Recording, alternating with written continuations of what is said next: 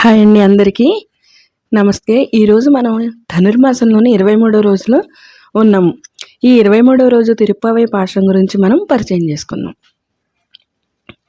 తిరుప్పావైలో 23వ పాశం మారిమలై మురైంచిల్ అని ప్రారంభమవుతుంది.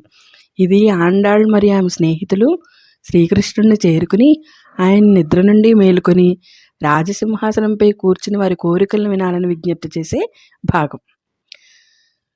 గొల్లకన్నెలు శ్రీకృష్ణుడి ఇంటికి వెళ్ళి ఆయన మేలుకొల్పిన తర్వాత ఆయన కళ్ళు తెరిచి వారిని చూస్తాడు. కానీ ఆయన ఏమి కావాలో అడగకుండా గోపికలు ఆయన్ను రాజసింహంతో పోల్చి వర్ణిస్తారు.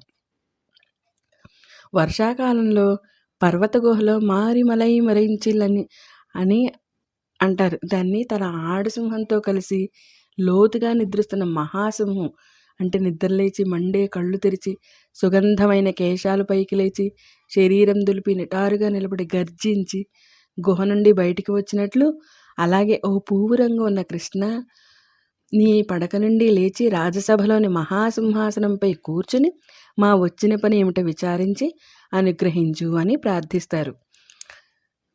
ఏలో రెంబావాయ్ ఈ పాశ్రంలో శ్రీకృష్ణుడు రాజసింహ మహిమను ఆయన దివ్య రూపాన్ని అద్భుతంగా వర్ణించారు.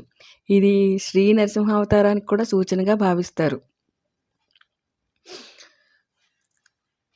ధన్యవాదాలండి. Please like my video.